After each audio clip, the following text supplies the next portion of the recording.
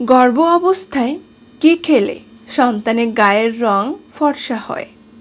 সন্তানের গায়ের বর্ণ ফর্সা হবে না কালো? এজন্য দায়ী কয়েকটি বিষয়।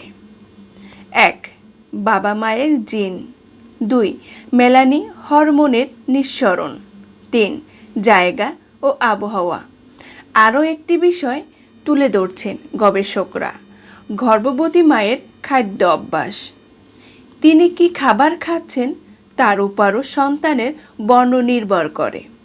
শুধু বাহ্যিক সৌন্দর্য কখনো কোনো মানুষের একমাত্র আকাঙ্ক্ষিত বিষয় হতে পারে না। তাই গর্ভবতী মায়ের উচিত একটি সুস্বাস্থ্য, মেধাবী ও স্বাভাবিক শিশুর জন্ম দেওয়ার জন্য চেষ্টা করা। ১. দুধ। গর্ভ অবস্থায় প্রতিটি মহিলার উচিত বেশি করে দুধ খাওয়া। দুধ শিশুর শরীর গঠনের জন্য ভীষণ প্রয়োজন।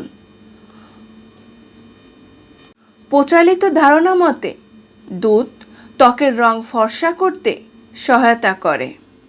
২. ডিম।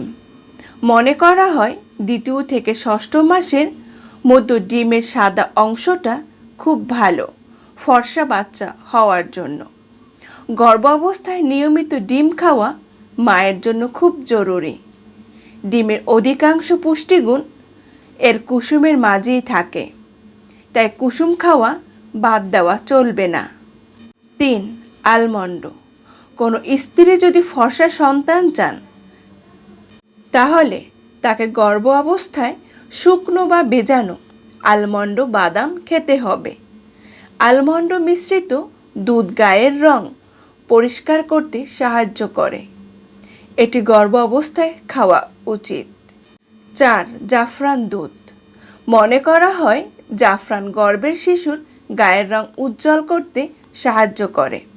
তাই গর্ভ অবস্থায় ৯ মাস যদি কোনো মা নিয়ম করে দুধে জাফরান মিশিয়ে খায় তবে সন্তান ফর্সা হবে।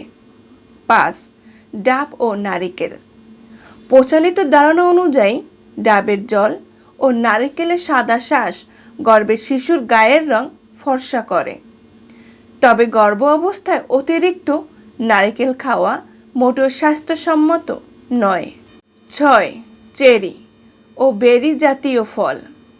চেরি ও বেরি জাতীয় ফলের মধ্যে থাকে উচ্চমাত্রার অ্যান্টিঅক্সিডেন্ট, যা ত্বকের উজ্জ্বলতা বৃদ্ধি করে এবং ত্বকের ক্ষতিরোধ করে।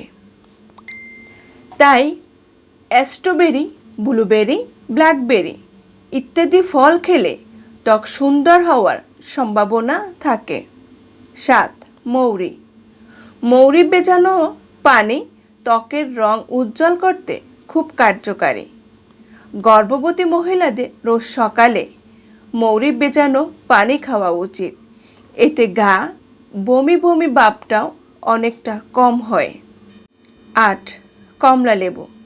ভিটামিন সি সমৃদ্ধ কমলা লেবু গর্ভের সন্তানের ত্বকের বর্ণ উজ্জ্বল করতে সহায়ক